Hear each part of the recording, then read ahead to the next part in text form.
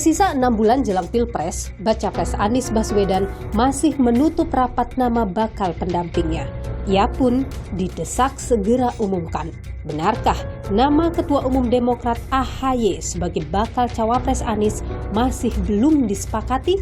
Jika AHY tak terpilih, masih adakah jalan bagi Anies berlayar menuju Pilpres 2024? Saya akan mencari jawabnya.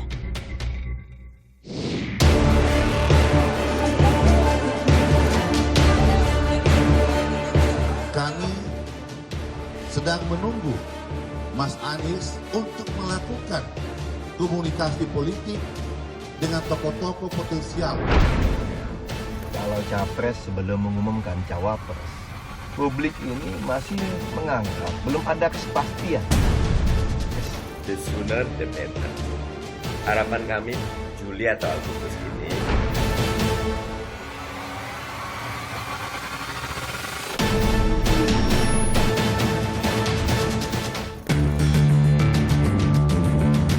Kami tidak mau terlalu banyak berbicara tentang itu.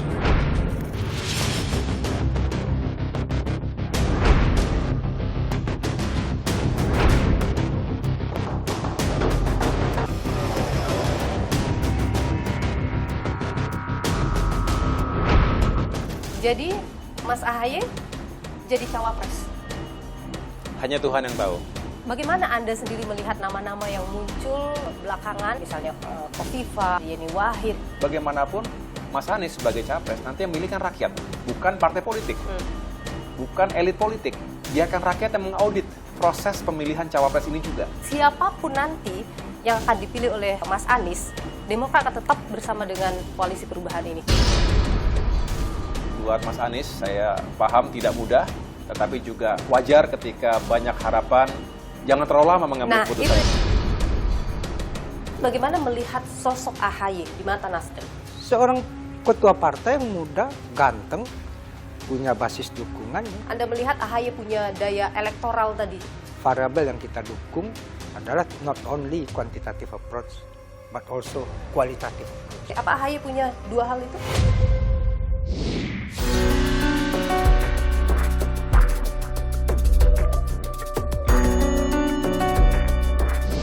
Anies Baswedan sampai dengan saat ini belum mengumumkan siapa bakal pendampingnya di Pilpres 2024.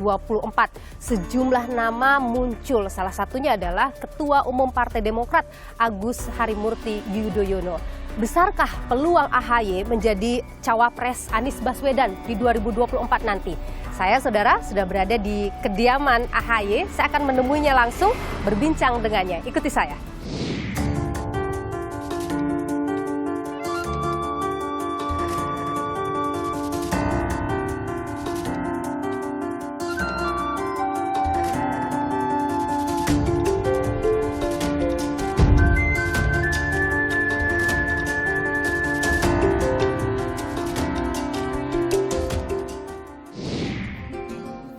Selamat pagi.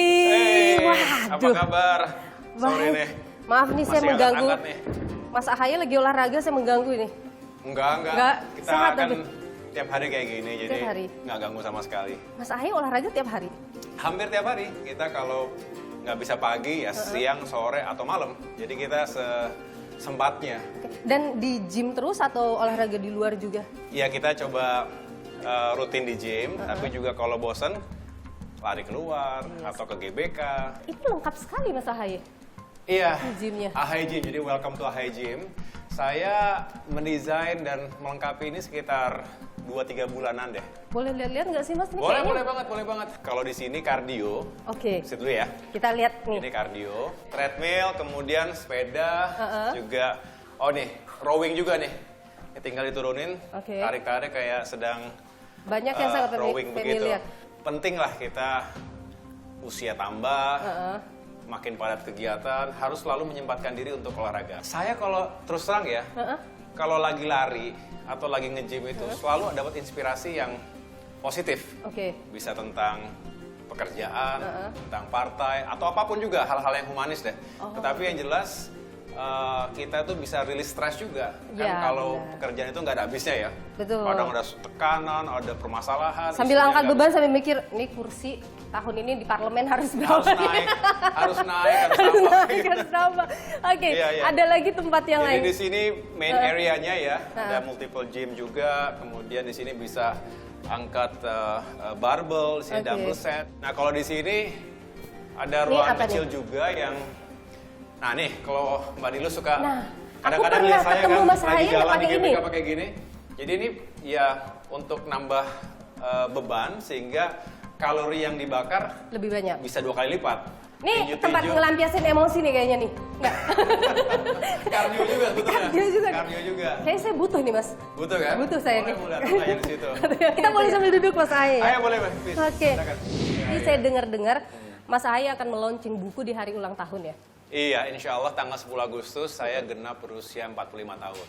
Oke, masih muda. Sebuah perjalanan yang menurut saya banyak dengan suka dukanya. Sehingga saya ingin mempersembahkan. Judulnya nanti Tetralogi Transformasi AHY. 4 buku dong itu. Ada 4 buku, ada 4 volume. Iya. Jadi volume pertama tentang militer. Masa di TNI waktu itu. Masa di TNI. Kemudian transisi, saya masuk ke kalangan kampus, akademisi, karena saya juga menjadi Direktur Eksekutif The Yudhoyono Institute, TYI. Itu juga sebuah think tank yang harapannya bisa mengedepankan pilar-pilar demokrasi, kemudian juga prosperity dan security, dan membangun semangat generasi muda menjadi pemimpin masa depan. Oke. Baru buku ketiga, itu sudah masuk politik. Saya bertransformasi lagi menjadi politisi yang diawali dengan pemilihan gubernur Jakarta. Saya kalah ketika itu, tapi setelah itu saya juga justru bukan hanya move on, malah mengambil hikmah, bisa berkeliling ke berbagai daerah Indonesia, dari Aceh sampai dengan Papua, dan menjalankan tugas-tugas ketika itu sebagai Komandan Kogasma. Iya. Dan akhirnya menjadi Wakil Ketua Umum, dan buku keempat itu mulai sejak saya terpilih menjadi Ketua Umum. Kalau ngomongin tadi transformasi itu, mana yang paling Mas Haye sukai? Menjadi TNI atau politisi? Menurut saya menjadi TNI juga menjadi politisi itu sama-sama profesi yang terhormat. Oke, benar. Saya sejak kecil juga punya cita-cita ingin menjadi patriot. Melihat kakek, melihat ayah yang juga meniti karir di militer. Saya meniti profesi sebagai perwira di Angkatan Darat dengan serius, tahap demi tahap yang saya benar-benar jadikan tempaan yang luar biasa, khususnya adalah leadership-nya. Nah, begitu masuk politik, berubah sekali, berbeda sekali. Kalau di militer itu, kita lebih tahu siapa kawan dan siapa lawan kita. Oh, Musuh di kita politik. jelas. Di politik. Nah, di politik, hari ini bisa jadi kawan, besok jadi lawan, besok jadi kawan lagi. Oke, curhat nih kayaknya Mas Haye nih. Jadi luar biasa dinamikanya ya, dan saya nikmati juga selama 3 tahun terakhir ini, bahkan sebelumnya 5 tahun terakhir ini bisa dikatakan demikian, saya benar-benar berusaha untuk memahami karakteristik masyarakat Indonesia dengan berbagai isunya. Oke. Saya harus datang langsung, mendengarkan langsung, sehingga ada percepatan, ada akselerasi, sehingga benar-benar lebih peka dengan situasi di Indonesia saat ini, khususnya isu-isu rakyat. Yang paling sering disampaikan apa tuh Mas, keluhan masyarakat itu? Secara umum masyarakat kita tuh sebetulnya sederhana, tidak berharap yang muluk-muluk. Mereka ingin kehidupannya lebih baik dari hari ke hari. Daya belinya harus terjaga. Ekonomi mereka saat ini banyak mengalami kesulitan. Mereka tahu negara juga selalu punya keterbatasan dalam menyusun anggaran, tetapi mereka berharap janganlah anggaran negara yang sudah semakin terbatas itu kemudian prioritasnya bukan untuk manusia, bukan untuk pendidikan, kesehatan, dan peningkatan kesejahteraan.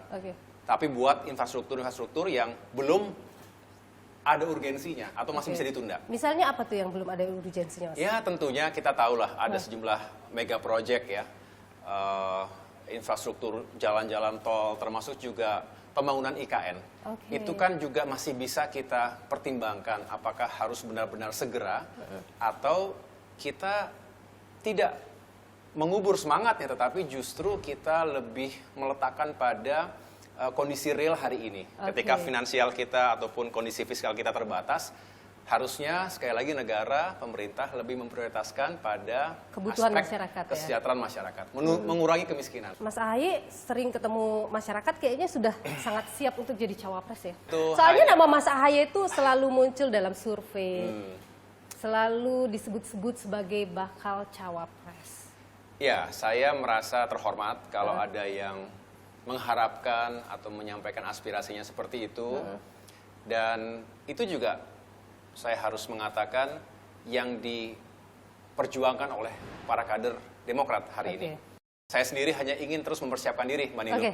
Mudah-mudahan ada jalan dan kita ingin menjemput takdir itu. Nanti kita mau obrolin ini lebih panjang lagi nih soal cawapres. Karena kalau intinya menang, apakah kemenangan itu Anies Ahaye atau seperti apa? Tapi kita boleh perbincangan di DPP nggak? Karena saya mau berkunjung ke DPP dan Mas Ahaye juga hari ini agenda ada di DPP juga ya? Iya, ada di DPP, tapi juga nanti ada di tempat yang lain. Tapi nanti kita ngobrol-ngobrol lagi deh, lebih serius, lebih seru lagi dan lebih seru lagi. Banyak hal yang bisa kita bedah bersama. Mas Ahaye mau lanjut dulu, sambil boleh. nanti kita siap-siap juga untuk ke DPP ya? Iya. Oke, Kita ketemu baik. sana ya. Kita ketemu di DPP nanti. Thank you.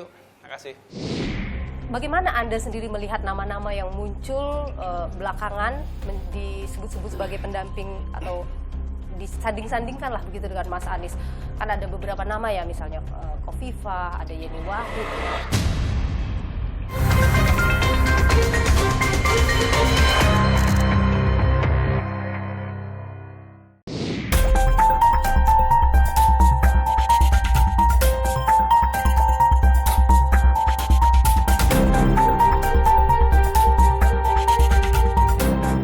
Kita mau melihat kantor Mas Ahaye ya. Sekaligus kita akan ngobrol di sana.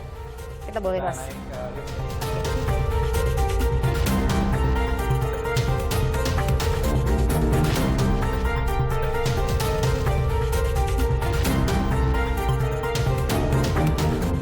Ini ruang biru. Ruang biru itu biasanya untuk menerima tamu atau delegasi yang lebih formal dari berbagai kalangan, tentunya bukan hanya urusan politik, termasuk NGO, lembaga-lembaga masyarakat yang ingin menyampaikan aspirasinya. Jadi, Ini situation room. Iya, situation room ini memang saya desain untuk mengambil keputusan.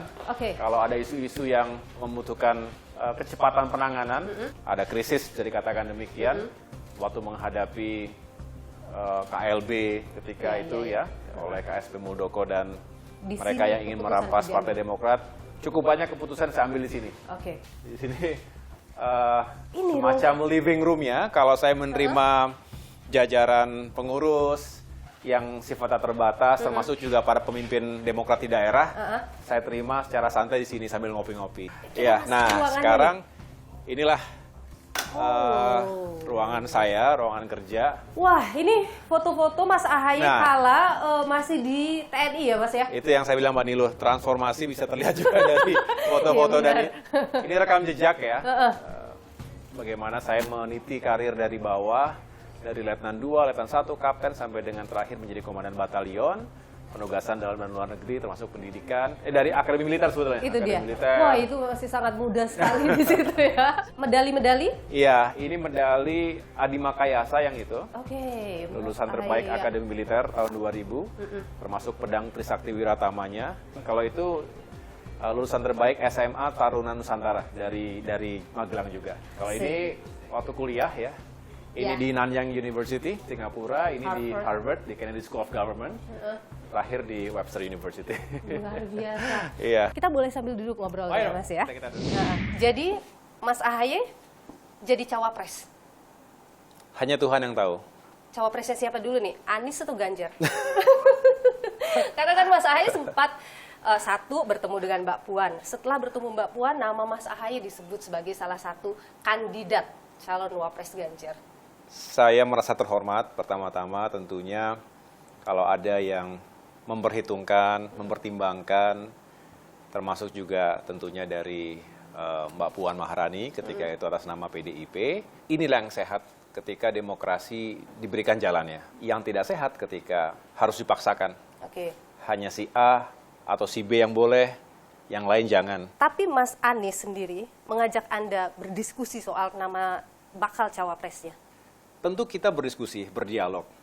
Baik dilakukan secara bersama-sama 3 partai dengan capres kita maupun perorangan ataupun secara terpisah. Saya sendiri memiliki komunikasi yang sangat baik dengan Mas Anies, bisa diskusi setiap saat, kapanpun, bisa di rumah beliau, bisa di tempat ngopi, kadang-kadang malah Mas Anies datang ke rumah saya. Nah tentunya ya adalah obrolan-obrolan itu. Tapi sekali lagi saya nggak ingin masuk terlalu jauh ke sana, karena kami sudah sepakat asalkan pada saatnya bisa dijelaskan dengan rasional, dengan baik kepada semua. Terkait pilihannya itu? Terkait pilihannya. Bagaimana Anda sendiri melihat nama-nama yang muncul belakangan disebut-sebut sebagai pendamping atau disanding-sandingkan lah begitu dengan Mas Anies?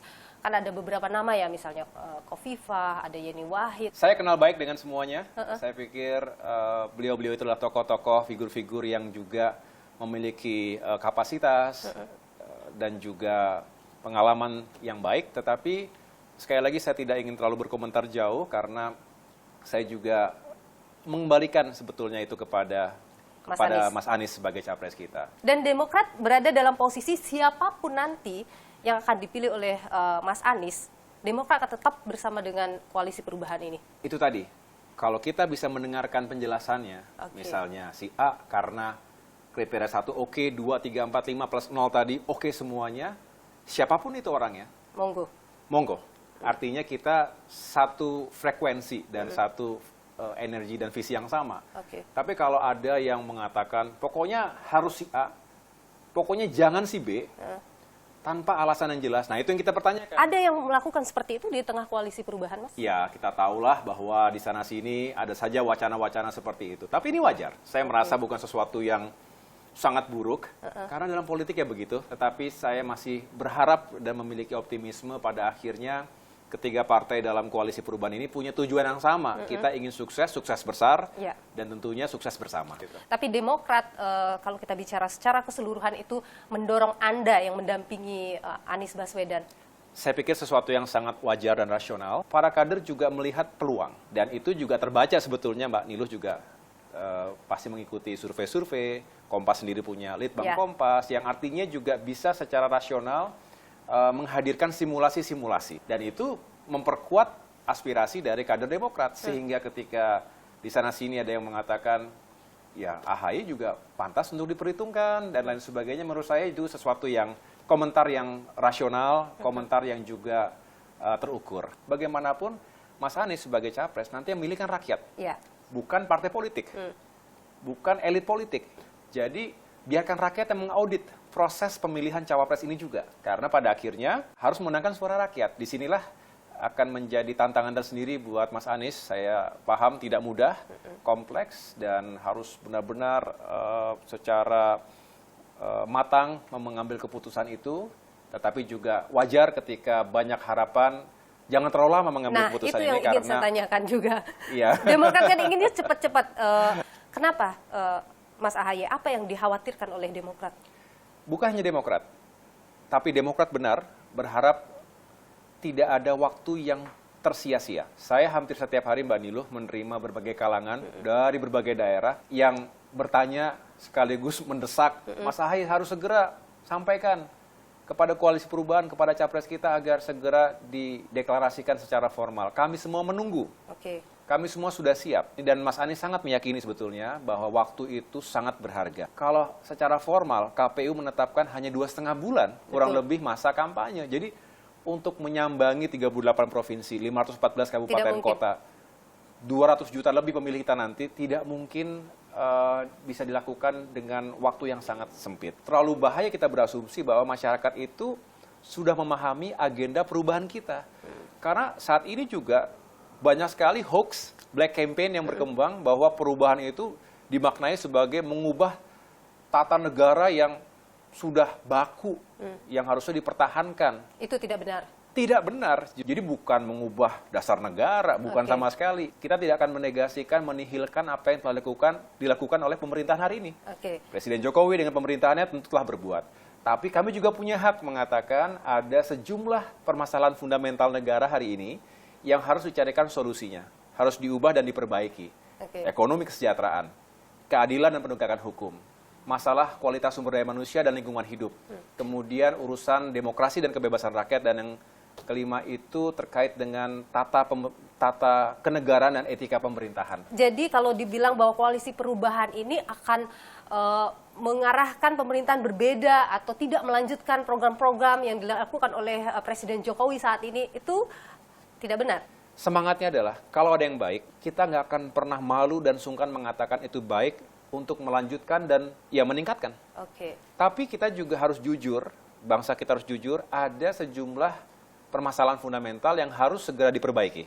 Mas Ahaye, saya kemarin habis dari luar kota, keluar bandara, lihat ada baliho Mas Ahaye dengan Mas Anies. Pun di mana-mana kita melihat seperti itu. Itu apa sih maknanya, Mas? Maknanya adalah itu sebuah ekspresi Oke. harapan dari kader Demokrat dan juga banyak kalangan masyarakat lainnya, bahwa kalau koalisi perubahan ini benar-benar bisa berlayar dan pemimpin perubahannya benar-benar mampu membawa kemenangan, maka struktur dan kader Partai Demokrat termasuk calon-calon anggota legislatif didukung oleh simpatisan, simpul-simpul relawan, gerakan-gerakan rakyat di bawah itu siap bersama-sama untuk mengusung perubahan tadi. Apakah itu salah satu juga bentuk tadi mendesak Mas Anies, ayo dong segera diumumkan? Ada yang membaca seperti itu, dan saya sendiri tidak melihat ada yang salah di situ, dan saya juga melihat partai-partai lain juga melakukan hal serupa. Jadi artinya di sini ada harapan segera bisa jadi, betul, dan segera kita bisa bergerak bersama. Oke, besar peluang Anies Ahaye di Pilpres 2024. Menurut Mbak Niluh gimana? Begini, kalau saya nggak mau menjawab ini karena yang tahu berapa besar kans itu ya tentu Mas Anies sendiri. Ya, saya hanya menitipkan harapan besar dari seluruh kader Partai Demokrat bahwa pilihan beliau benar-benar yang dirahmati dalam arti juga menjadi bagian dari perjalanan takdir, karena sama-sama kita ingin menjemput takdir. Kita nggak tahu apa yang akan terjadi dalam 1 minggu, 2 minggu ke depan, 1 bulan, 2 bulan ke depan. Yang jelas kita semua berikhtiar di situ. Oke, hotel effect diperlukan, dibutuhkan tentu, dan itu menjadi target tentu saja ya Mas Ahaye ya, ketika kita menentukan dukungan mau kemana. Apakah Demokrat sudah merasakan, terasa ini dengan mengusung Anies Baswedan? Belum, kalau kita belum deklarasi. Oh, jadi itu makanya kenapa harus disegerakan? Salah satunya. Tapi kita bukan hanya berargumentasi seperti itu, tetapi kita lebih concern masalah waktu yang semakin berkurang, padahal kita harus semakin turun ke lapangan. Kalau ini bisa segera dideklarasikan secara formal, menepis semua keraguan, termasuk masyarakat pro-perubahan, relawan, akhirnya makin mantap, makin siap, dan ya mudah-mudahan dampak positifnya pada nilai elektabilitas dan terkonversi pada pemilihan nanti. Baik. Suara real di TPS. Jadi Demokrat maunya bulan ini ya Mas ya? Kita berharap, Mbak Niluh, ada percepatan. Oke. Tapi percepatan yang saya maksudkan bukanlah ketergesa-gesaan, gerasa-gerusu sehingga nggak ada artinya juga. Itu kan hanya masalah waktu, momentum. Tetapi juga jangan sampai, kalau gitu nggak perlu cepat-cepat. Ya bukan begitu juga. Kita ingin segera, tapi segera itu benar-benar decisive, benar-benar sebuah momentum yang begitu kita ambil, maka itu akan menjadi ledakan dan sekaligus menjadi gelombang besar bagi perubahan di Indonesia. Hitungannya harus matang. Harus matang. Baik. Agus Harimurti Yudhoyono, Ketua Umum Partai Demokrat, terima kasih sudah berbagi pandangan di Niluh. Sehat selalu Mas Ahaye. Terima kasih Mbak Niluh. Gini, ada sejumlah nama yang muncul. Salah satunya Ketua Umum Partai Demokrat, Agus Harimurti Yudhoyono. Dan memang juga Demokrat terus mendorong juga nama Ahaye sebagai pendamping Anies Baswedan. Nasdem bagaimana melihat peluang Ahaye?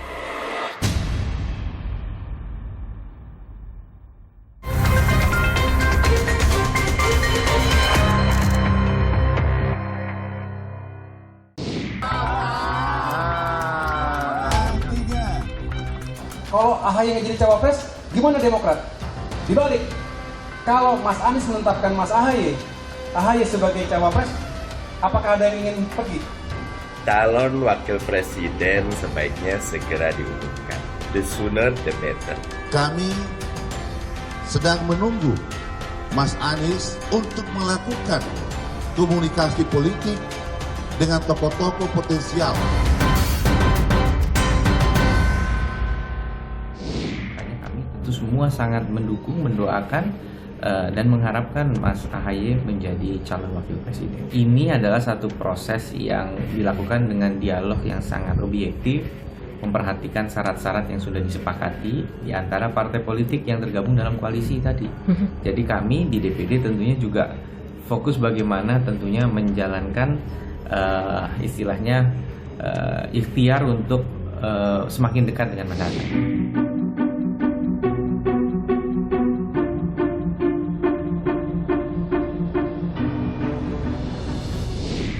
Tim 8 Anies Baswedan disebut telah merampungkan usulan nama bakal calon wakil presiden Anies Baswedan. Dari 5 nama yang selama ini muncul disebutkan sudah mengerucut ke 1 nama. Siapa nama itu? Kapan akan diumumkan? Bagaimana pula Nasdem melihat peluang dari Ketua Umum Partai Demokrat AHY untuk menjadi pendamping Anies Baswedan di Pilpres 2024 nanti? Kita berbincangkan hal ini bersama dengan saya sudah hadir Willy Aditya yang merupakan Ketua DPP Nasdem juga adalah tim 8 Anies Baswedan. Bung Willy, terima kasih sudah bersama Niluh. Sama-sama Niluh. Jadi sudah mengerucut 1 nama ya? Sudah sebulan lebih itu. Dari unsur apa dia? Ya pasti warga negara Indonesia lah. Dan kemudian cocok bersama Pak Anies. Yang penting itu hasil ikhtiar yang sudah dilakukan oleh tim 8 setelah melakukan diskusi panjang nih loh dengan 2 variabel besar, yaitu variabel kuantitatif dan kualitatif. Untuk variabel kualitatifnya ada beberapa tokoh yang kami sambangi, kami ajak diskusi yang mendalam untuk kemudian mendapatkan gambarannya. Tapi apapun itu kan cuma sebagai sebuah proses yang supporting sifatnya. Oke. Toh di dalam traktat yang sudah ditandatangani 3 partai ini loh, masalah kewenangan itu ada di Mas Anies sendiri. Yang menjadi variabel utamanya adalah sejalan dan sebangun dengan aspirasi yang berkembang di tengah rakyat. Apa itu? Ya biar itu menjadi duit tunggal. Jadi di sana ada faktor elektoralnya, di sana ada faktor komplementerinya, di sana ada faktor konsolidasinya dan lain sebagainya. Itu yang kemudian menjadi variabel utama bagaimana pasangan ini berlayar. Anies Baswedan itu kan kehendak yang lahir dari genuine dari hati rakyat ya. Akhirnya ada kesadaran bersama itu, collective concern gitu, collective consciousness atau common consciousness itu. Ya udah, kita bersama Anies untuk memimpin kita ke depan, lalu kemudian apa yang menjadi kebutuhan-kebutuhannya kita diskusikan. Bukan berarti kita tidak berdiskusi atau tidak berdialog atau tidak bernegosiasi sama sekali, itu terjadi. Oke, jadi Anda yakin tidak akan ada keegoisan antar partai politik ini? Ya kalau preferensi wajar ya. Gini, ada sejumlah nama yang muncul. Salah satunya Ketua Umum Partai Demokrat, Agus Harimurti Yudhoyono. Dan memang juga Demokrat terus mendorong juga nama AHY sebagai pendamping Anies Baswedan. Nasdem bagaimana melihat peluang AHY itu? Sah-sah saja diusulkan oleh Demokrat. Toh di sisi yang lain PKS juga mengusulkan Ahmad Heriawan. Ya. Tapi bagaimana melihat sosok AHY bagi Nasdem, di mata Nasdem? AHY seorang ketua partai yang muda, ya ganteng, punya basis dukungan dan ya ada di dalam koalisi. Anda melihat AHY punya daya elektoral tadi? Ya kita kalau elektoral kan basisnya survei ya. Itu. Tapi variabel yang kita dukung adalah not only quantitative approach, but also qualitative approach. Oke, apa AHY punya 2 hal itu? Ya, saya tidak dalam kapasitas untuk menilai ya. Tapi teman-teman bisa lihat. Oke. Ya. Sebutlah sejumlah nama lain yang diucapkan juga oleh kader Partai Nasdem ya. Sebut ada penyebutan nama Khofifah misalnya, penyebutan nama Yeni Wahid. Itu apa sih? Tanda apa sih itu? Ya saya pikir itu sebagai sebuah opini, sebagai sebuah aspirasi sah ya.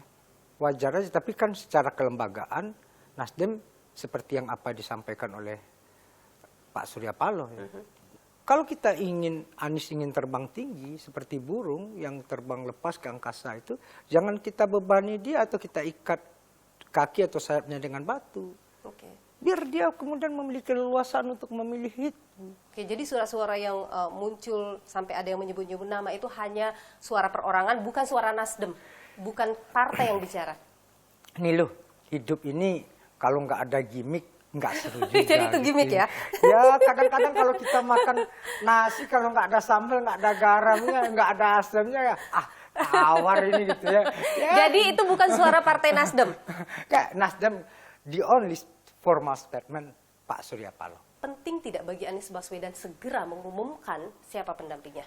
Yang ingin saya tandaskan, toko sebelah masih adem ayem, bahkan belum buka juga. Oke, tapi apa tidak mau ciri start mendahului mengumumkan siapa cawapres sehingga bisa langsung jor-joran ke masyarakat?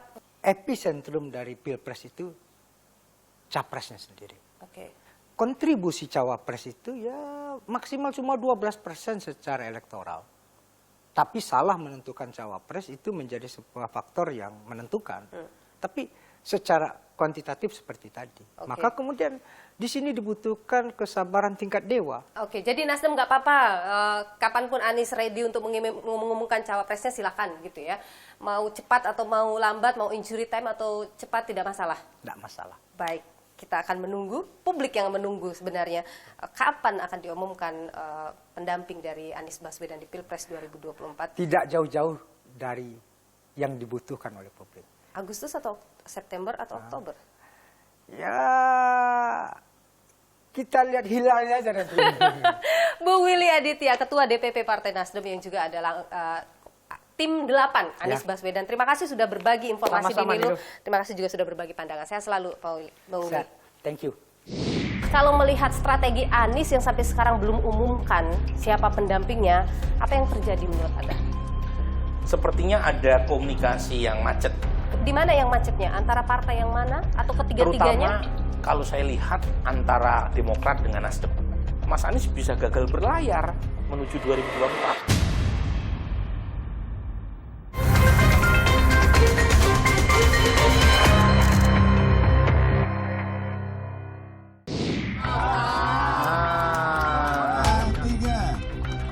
Kalau AHY nggak jadi cawapres, gimana Demokrat?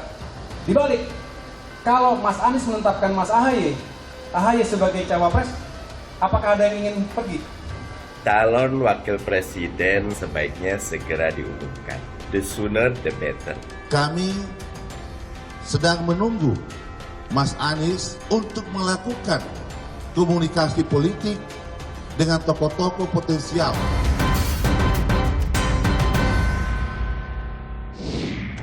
Ya, sangat mendorong, sangat mengharapkan, dikarenakan kita sendiri dari DPD Jawa Barat melihat sosok AHY adalah sosok yang menjanjikan, memiliki perspektif untuk ke depan menjadi pemimpin bangsa yang baik dan bijaksana.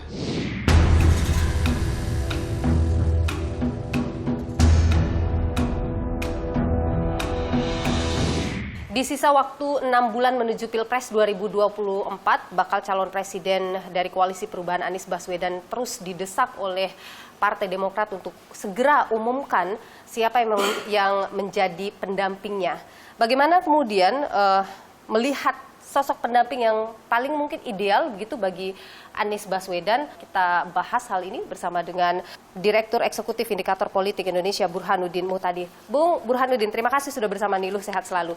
Jadi kalau melihat strategi Anies yang sampai sekarang belum umumkan siapa pendampingnya, apa yang terjadi menurut Anda? Sepertinya ada komunikasi yang macet, terutama di antara 3 partai pendukung Koalisi Perubahan yang mengusung Anies terkait dengan posisi cawapres. Di mana yang macetnya? Antara partai yang mana atau ketiga-tiganya? Terutama kalau saya lihat antara Demokrat dengan Nasdem. Apa yang terjadi? Jadi kalau PKS kan nothing to lose karena basis partai PKS cenderung sudah klop untuk memilih Anies Baswedan dan tidak terlalu memaksakan kadernya sebagai cawapres Anies. Yang menjadi persoalan kan komunikasi antara 2 partai pendukung Anies Baswedan, yaitu Demokrat yang terkesan memaksakan AHY sebagai cawapres meskipun ada dasarnya ya, mengapa AHY diusulkan sebagai cawapres Mas Anies, dengan Nasdem yang terkesan di publik, Nasdem ini masih belum menerima AHY sebagai cawapres Anies Baswedan. Nah, Nasdem sendiri kan mengusung beberapa nama dengan argumen nama-nama yang mereka sampaikan itu nama-nama yang potensial menambal kekurangan elektoral Anies Baswedan di 2 provinsi utama, Jawa Tengah dan Jawa Timur. Kalau AHY suaranya justru atau Demokrat itu justru banyak di mana? Jadi kalau kita lihat Mas AHY secara nasional itu elektabilitasnya sebagai cawapres termasuk peringkat keempat terbesar. Tetapi kalau kita telisik lebih jauh, dari mana basis pendukung Mas AHY sebagai cawapres, itu umumnya di wilayah-wilayah Mas Anies sudah kuat. Misalnya di Jawa Barat, kemudian di Sumatera Barat, di Aceh, di Riau, di Banten. Nah ini yang saya kira menjadi argumen buat Partai Nasdem menolak Mas AHY. Jadi kalau seperti ini situasinya, apakah mungkin misalnya tadi akan ada nama di luar, artinya di luar koalisi begitu yang bisa jadi cawapresnya Anies, bisa ketemu titik nah itu. Jadi kalau misalnya masing-masing bersikukuh dengan argumen dan pilihan tadi, Mas Anies bisa gagal berlayar menuju 2024. Jadi mereka punya peluang untuk berpindah ataupun mengambil keputusan membubarkan koalisi ini. Sekarang kan sudah ada tuh komunikasi-komunikasi yang intensif. Misalnya antara pimpinan fraksi maupun partai Demokrat dengan Gerindra. Pertemuan-pertemuan itu bukannya tanpa konteks, pasti ada konteksnya. Mungkin ada semacam kekecewaan dari sebagian elit Partai Demokrat yang merasa Anies terlalu lama menggantung nasib AHY sebagai cawapres, dan karenanya mereka mulai menyiapkan skoci penyelamatan kalau misalnya Mas Anies gagal untuk dilayarkan menuju 2024. Termasuk di Nasdem sendiri, meskipun masih ada upaya ya untuk melangsungkan koalisi dengan Demokrat dan PKS, Nasdem kan juga aktif mengadakan pertemuan dengan elit-elit Partai Golkar. Sepertinya juga ada upaya buat Nasdem untuk mencari opsi lain kalau misalnya Demokrat tidak setuju dengan skenario Anies dengan Yeni Wahid atau Anies dengan Hovifah. Misalnya Anies dengan Erlangga Hartarto. Itu kan berarti cukup tuh Nasdem dengan Golkar, Pak Pres. Jadi Anda sebagai Direktur Eksekutif dari Indikator Politik Indonesia menilai Anies AHY sesuatu yang possible atau impossible? Kalau misalnya tidak ada cara lain untuk melayarkan Anies sebagai cawapres tanpa meminang AHY sebagai pendampingnya, ya mungkin AHY akan mendapatkan tempat. Tetapi kalau misalnya terjadi deadlock, terutama antara Nasdem dan Demokrat, Anies bisa gagal berlayar. Dan potensi itu ada. Jadi sama-sama besarnya nih. 50-50? 50-50. Bisa saja nih ya, Demokrat beralih ke capres lain yang dianggap lebih potensial menang. Dan meskipun Demokrat tidak mendapatkan insentif untuk mencawapreskan AHY bersama Prabowo misalnya, tapi setidaknya Demokrat berharap dapat power sharing kalau Prabowo menang. Jadi siapa yang paling menentukan di sini? Nasdem atau Demokrat? Yang paling menentukan apakah Anies berlayar atau tidak, itu adalah Partai Demokrat. Baik, sepertinya Mas Anies sedang pusing sekarang ya. Kita aja pusing apalagi Mas Anies. Terima kasih Bung Burhanuddin Mutadi, Direktur Eksekutif dari Indikator Politik Indonesia, sudah berbagi informasi dan pandangan di Nilo. Kita akan lihat perkembangan dinamika politik ke depan. Sehat selalu Bung Burhan. Makasih. Dinamika politik belakangan terus berkembang. Ada yang terus mematangkan koalisi, ada juga yang tengah sibuk mencari pendamping. Dan berikut ini kami rangkum informasinya untuk Anda.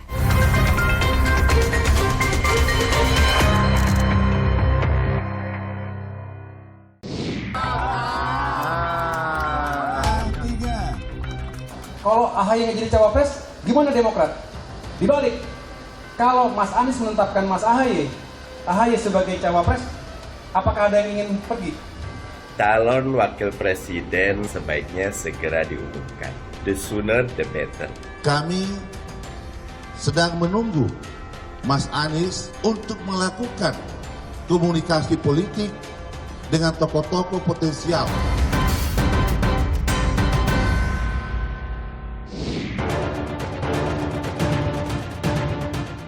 Pendaftaran Capres-Cawapres yang tinggal 2 bulan membuat 3 bakal calon presiden kian aktif tebar pesona.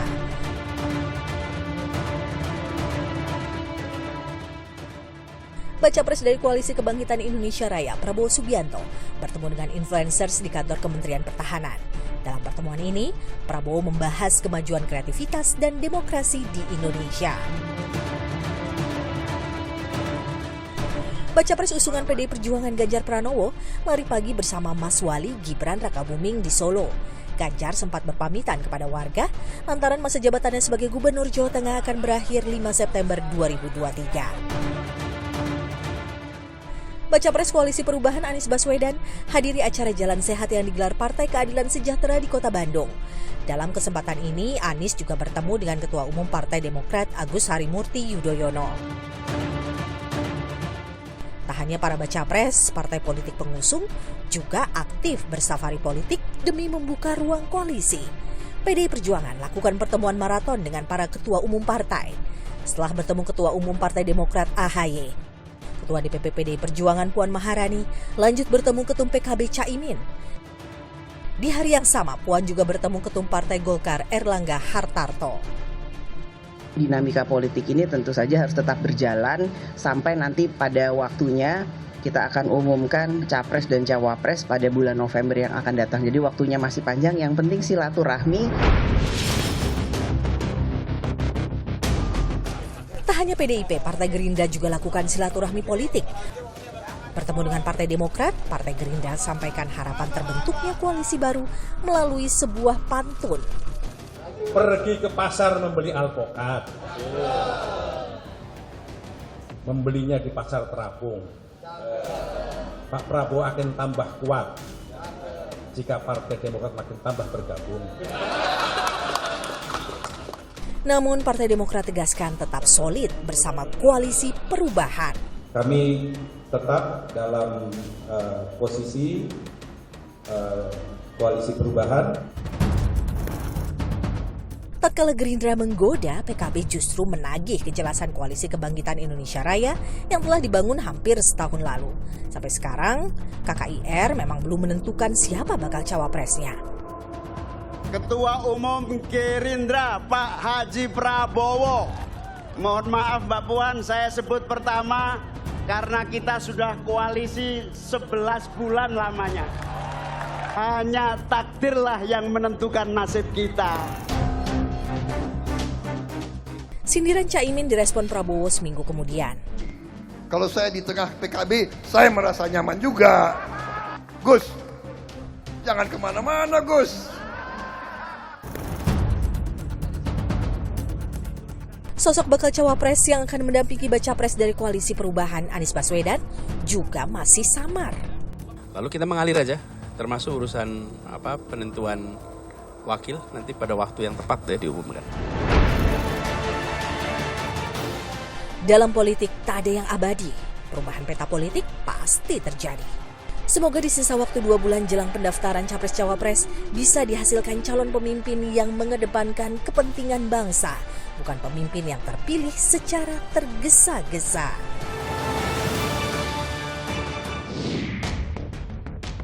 Menentukan sosok pendamping dalam pemilihan presiden tentu harus dengan hitung-hitungan matang secara politik.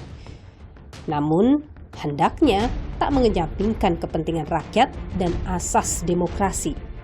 Karena rakyatlah sang pemilik suara. Ikuti terus perkembangan informasi pemilu hanya di Kompas TV, independen, terpercaya. Saya Niluh Puspa, sampai jumpa.